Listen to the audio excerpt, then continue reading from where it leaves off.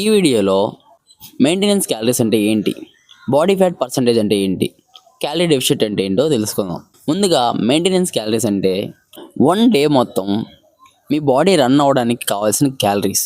ఇది కనుక్కోవాలంటే పెద్దగా కష్టపడాల్సిన పనే లేదు.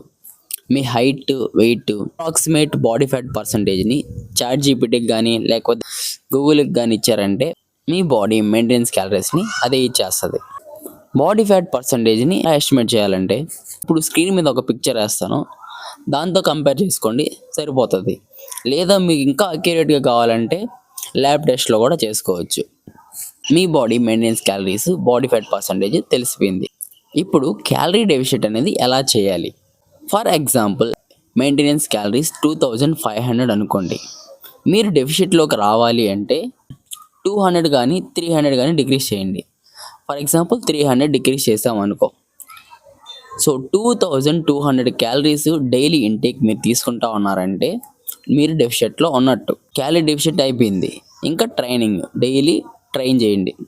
5 to 6 days జిమ్కి వెళ్ళడం కానీ లేకపోతే ఇంటి దగ్గరైనా వర్కౌట్ చేయండి.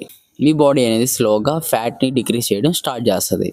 ఇలా కొన్ని రోజులకే మీ బాడీలో ఉండే ఫ్యాట్ని డిక్రీజ్ అయిపోద్ది. బెల్లీ ఫ్యాట్ అయితే కంప్లీట్గా డిక్రీజ్ అయిపోద్ది. మీరు కన్సిస్టెంట్గా డైలీ క్యాలరీ డెఫిషిట్లో ఉంటూ వర్కౌట్ చేస్తూ ఉంటే కొన్ని రోజులకి మీ బెల్లీ ఫ్యాట్ ఇంకా ఎక్స్ట్రా ఫ్యాట్ ఎక్కడున్నా కానీ తగ్గిపోతుంది.